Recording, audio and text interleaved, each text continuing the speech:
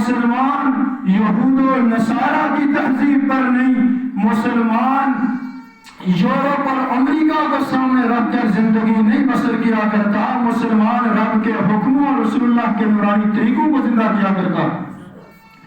حکم نازل ہوا یا ایھا النبی قل لازواجک وبناتک ونساء المؤمنین، کہ مومن عورتوں سے یہ کہہ دو کہ وہ پردے کے اندر رہا کریں۔ جب یہ حکم نازل ہوا عورتیں بھی مسجد میں جا کر نماز ادا کیا کرتی تھیں۔ صبح فجر کی نماز کے اندر سوائے ایک خاتون کے جتنی بھی عورتیں آئی ہیں سب کی سب پردے کے اندر آئی ہوئی تھی۔ شام حکم لاگو ہوا، فجر کے وقت سب پردے کے اندر ہیں، ایک کو پتہ نہیں چلا، فوراً بچہ دوڑایا، جاؤ گھر سے چادر لے کے آؤ۔ بچہ جاتا ہے گھر سے جا کر چادر لاتا ہے، پردہ کیا۔ جب گھر پہنچتی ہے تو گھر آگے سے خامن فرمانے لگا اگر نہیں علم تھا، اگر تمہیں پتہ نہیں تھا تو کیا ہو جاتا، گھر تک آ جاتی اور بعد میں پردہ کر لیتی۔ آگے سے وہ محبت الہی میں ڈوب کر بیوی جواب دینے لگی رب کا حکم میرے کانوں میں پڑ جائے اور پھر اس کو پورا کرنے میں تاخیر ہو جائے، یہ میری محبت گوارا نہیں کرتی۔ پردہ کر کے پھر گھر کی طرف واپس لوٹتی ہے، مجھے پتہ نہیں چلا اور فکر کے اندر ہے۔ تو پورا کا پورا قرآن مجید اٹھاؤ، پورے قرآن مجید کے اندر سوائے مریم کے عورت کا اس میں گرامی نہیں آیا، عورت کے نام کو میرے رب نے ذکر نہیں کیا۔ مریم کا بھی اس لیے کہ وہ الوہیت کے ساتھ ان کو شامل کیا جا رہا تھا، انہیں رب کی وحدانیت کے اندر شریک ٹھہرایا جا رہا تھا۔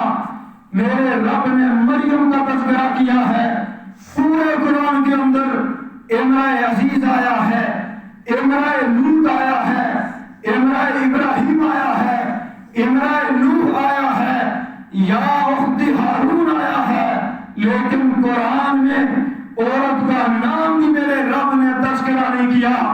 امرأ عزیز کی جگہ زلیخا کہہ سکتے تھے، امرأ فرعون کی جگہ آسیہ کہہ سکتے تھے، لیکن عورت کا نام تک قرآن میں ذکر نہ کر کے میرے رب نے قیامت کی صبح تک آنے والی عورتوں کو یہ بتا دیا ہے کہ اے میری بندیوں، عورت کا معنی ہی ستر ہے، عورت کا معنی ہی چھپانا ہے، عورت کا معنی ہی اپنے آپ کو ڈھانپنا ہے، عورت کے نام سے پردہ ہے۔ تم جسم کھول کے کیسے زندہ چل سکتی ہو عورت کے نام سے؟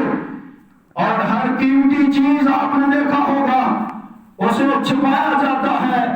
اٹھاؤ اخروٹ کو اس کے باہر چھلکا ہے، اٹھاؤ کیلے کو اس کے باہر چھلکا ہے، اٹھاؤ بادام کو اس کے باہر چھلکا ہے۔ میرا آپ نے گوشت خریدا، اسے کاغذ میں، شاپر میں، تھیلے میں چھپاتے ہیں، کیوں؟ اس لیے کہ قیمتی ہے۔ میرا آپ نے انگوٹھی سونے کی ہے، اسے لیا ڈبیا میں ڈالا، پھر اسے بیگ میں، پھر اسے بکسے کے اندر، اسے 3-4 چیزوں کے اندر چھپانے کی کوشش کرتے ہیں، کیوں؟ اس لیے کہ قیمتی ہے۔ آج عورت کو اسلام نے درجہ دیا ہے، عورت کو میرے رب نے قیمتی بنایا ہے، لیکن اسے ننگا کیا جا رہا ہے، اسے بازاروں کی زینت بنایا جا رہا ہے، اسے فرنٹ سیٹ کے اوپر بٹھا کر اپنے ساتھ سفر کرایا جا رہا ہے، لوگوں کو سامنے بٹھا کر دکھایا جا رہا ہے۔ عورت کو ہم نے ہلکا سمجھا، اسلام نے تو عورت کو درجہ دیا تھا، مقام دیا تھا، قیمتی بنایا تھا۔ اس لیے عورت کو باحیا، عورت کو باپردہ رہنا چاہیے، اور میری اور آپ کی ذمہ داری ہے کہ اسے پردہ کرنے پہ مجبور کریں، اسے اسلامی تعلیم سے آراستہ کریں، اسے دیندار بنائیں، اسے باحیا بنائیں۔ عائشہ رضی اللہ تعالی عنہا ہیں، حج کے لیے تشریف لے کے جاتی ہیں۔ حج کے مقام پر جب بندہ جاتا ہے، عورتوں کے لیے یہ حکم ہے چہرے کو ننگا رکھے، چہرے کے اوپر کپڑا ٹچ نہ ہو۔ اب فکر کے اندر ہے، پریشانی کے اندر ہے، جب بندہ فکر کے اندر اپنے آپ کو ڈال لیتا ہے، جب بندہ سوچنا اور فکر میں پڑ جاتا ہے، میرا رب فیصلہ کر دیا کرتے ہیں۔ پریشان تھی، فکر کے اندر تھی، فوراً رب العالمین یسر نے ایک ترکیب اس کے ذہن میں ڈالی، فوراً ایک لکڑ اٹھائی، اپنے سر کے اوپر رکھ کر اپنے ماتھے سے پیشانی سے ذرا باہر کر کے اس کے آگے سے پردے کو لٹکا دیا۔ اور یہ کیوں کہ یہ اللہ کا حکم ہے، کپڑا چہرے سے نہ ٹچ ہو، کپڑا بھی چہرے سے نہیں لگا، اور رسول اللہ کا یہ فرمان، رب کا حکم پردے والا، یہ حکم بھی پورا ہو جاتا ہے۔ فکر کی میرے رب نے ترکیب ڈالی ہے۔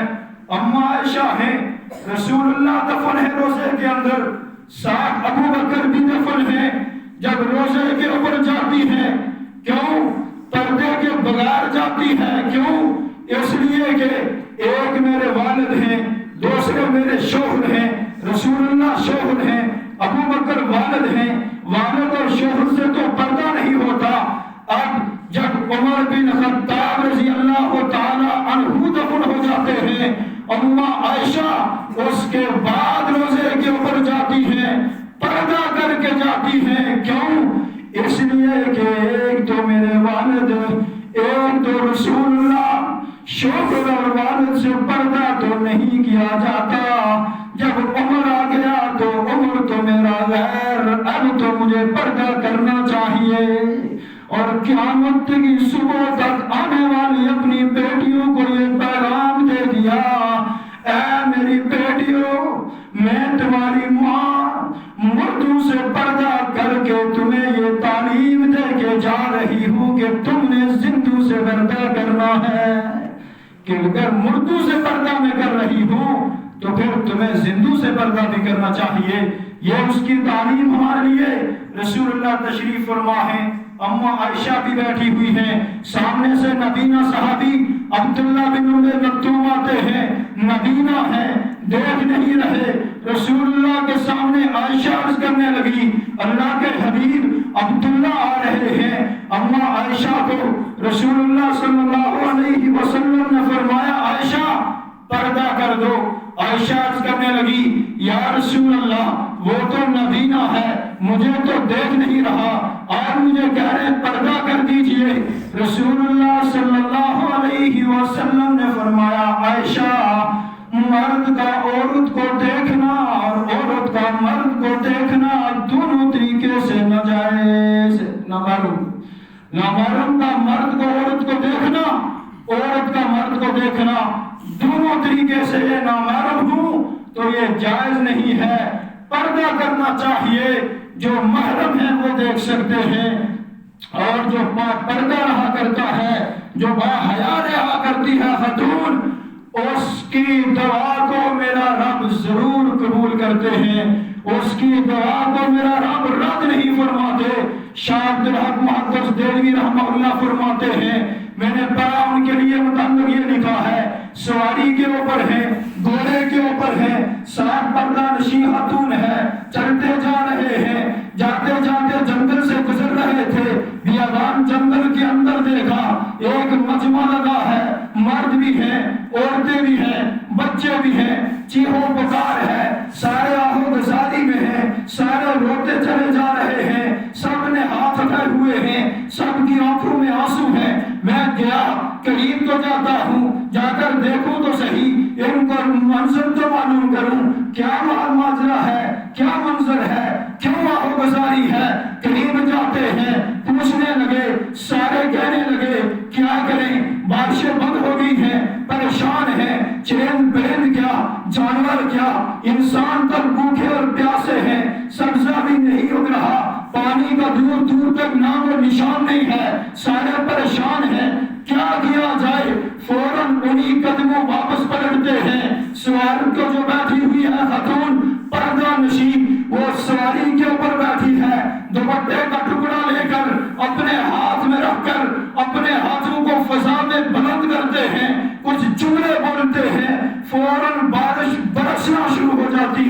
سارے دوڑے ہوئے آتے ہیں آپ نے یہ کیا عمل کیا ہے، صبح سے شام کا وقت ہو گیا ہے، ہم مانگتے جا رہے ہیں، دعا قبول نہیں ہو رہی، بارش نہیں برس رہی، آپ نے ایسا کون سا عمل کر دیا ہے؟ شاہ عبد الحق محدث دہلوی رحمہ اللہ فرمانے لگے یہ گھوڑے کے اوپر میرے ساتھ سوار بیٹھی ہوئی خاتون پردہ نشین ساری زندگی حیا کے اندر گزارنے والی، ساری زندگی با پردہ رہنے والی، میں نے اس اپنی والدہ کے ٹکڑا دوپٹے کا ہاتھ میں رکھ کر ہاتھوں کو فضا میں اٹھا کر رب کے سامنے یہ التجا کی، رب کے سامنے یہ بات رکھی، اے میرے ربا میری والدہ کا حیا کا واسطہ، میری والدہ کا پردہ نشی ہونے کا واسطہ تو میری دعا کو قبول کر، تو ان بندوں پر رحم کرتے ہوئے بارش کو برسا۔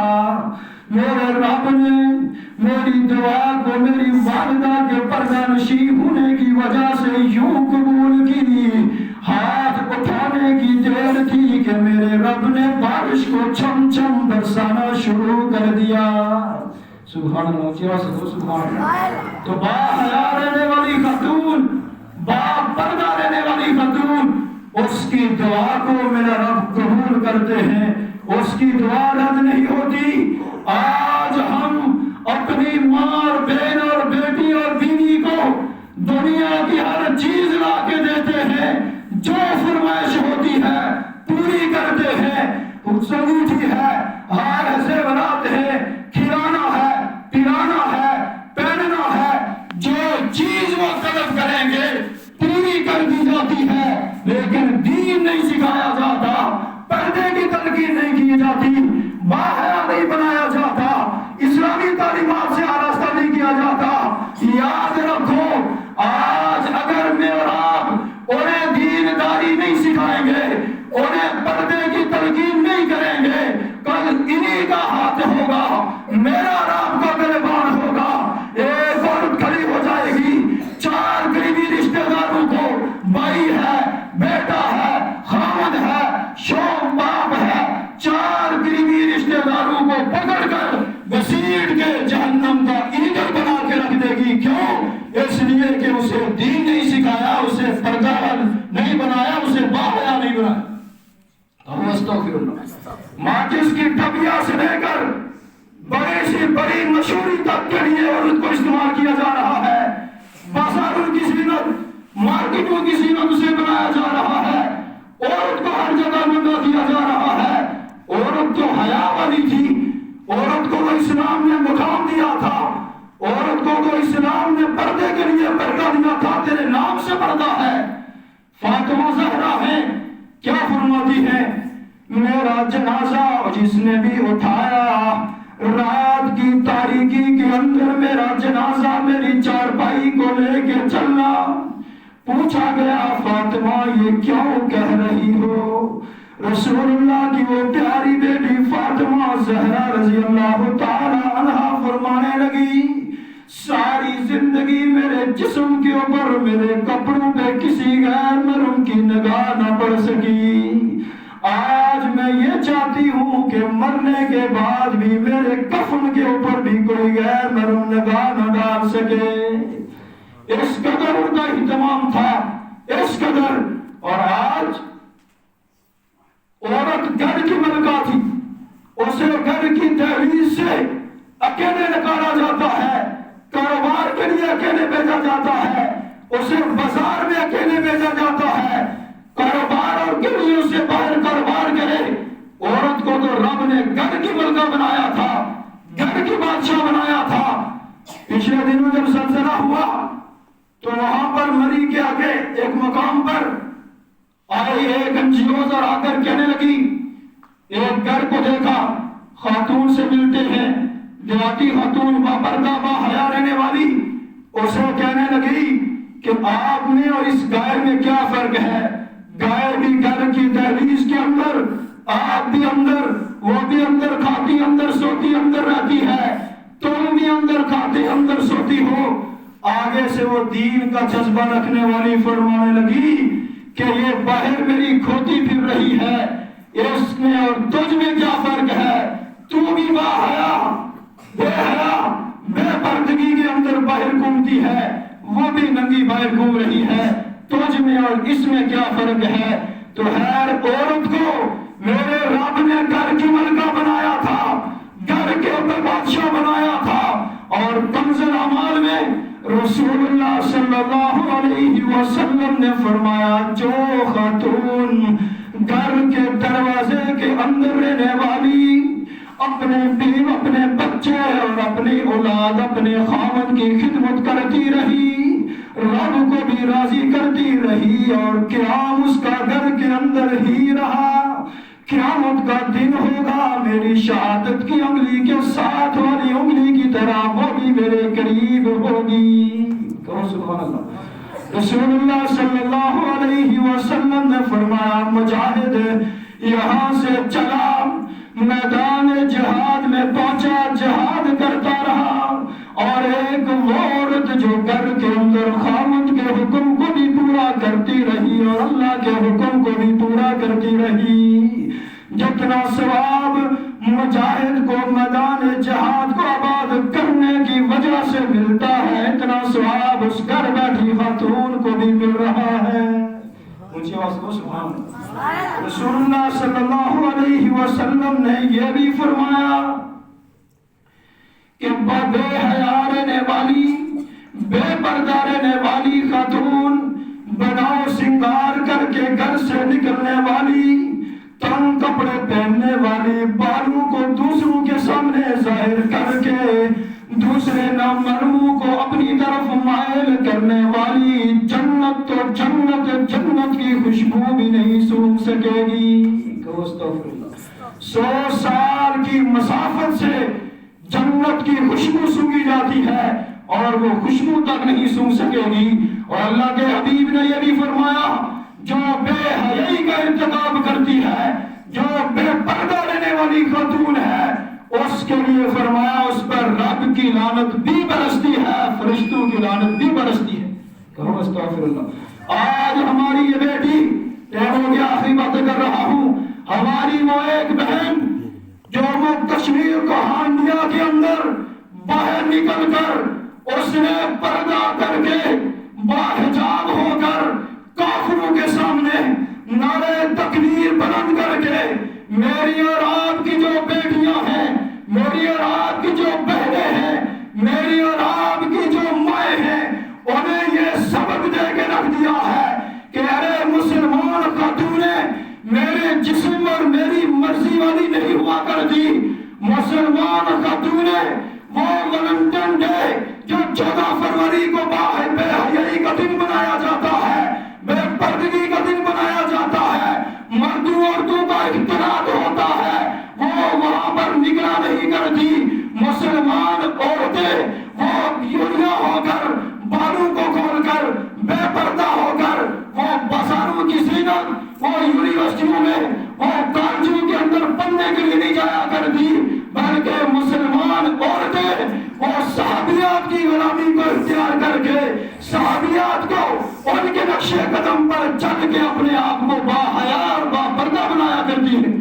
اس کی جرات کو، اس کی بہادری کو، اس کی شریعت کے مطابق عمل کرنے کو، اس کے رب کے حکموں کو پورا کرنے کو ہم سلام عقیدت پیش کرتے ہیں، ہم خراج تحسین پیش کرتے ہیں کہ کافروں کے سامنے ڈٹ کر اس نے جرات اور بہادری کا مظاہرہ کر کے ہماری خاتونوں کو یہ بتا دیا، اے بے پردہ رہنے والیوں یاد رکھو میں تمہیں تمہاری اصلیت بتانا چاہتی ہوں کہ تمہاری اصلیت یہ ہے کہ تم پردے کے اندر رہا کرو، باحیا رہا کرو، بے حیا نہ رہا کرو۔ تو ہم اسے اسلام عقیدت پیش کرتے ہیں جو ہے ہماری عورتیں، صحابہ نے عرض کیا تھا کہ ہر وقت قدم اٹھانے سے پہلے یہ سوچتے تھے اللہ کا حکم کیا ہے، رسول اللہ کا نورانی طریقہ کیا ہے، اور پھر پردے کے اوپر میں نے اس کی بات رکھی ہے ہم اپنے گھروں کے اندر، ہم اپنے ماں بہن بیٹیاں ہیں، انہیں اسلامی کتابیں فراہم کریں، انہیں اسلامی قرآن بیانات سنائیں، انہیں اس دین کے اوپر لگائیں، انہیں دین کا درس دیں، دینی تعلیم سے آراستہ کریں، انہیں با پردہ با حیا بنائیں، نہیں تو کل ان سے زیادہ میری اور آپ کی پکڑ ہوگی۔ اللہ رب ذوالجلال جو کہا سنا اس پر عمل پیرا ہونے کی توفیق عطا فرمائے۔ سنت ادا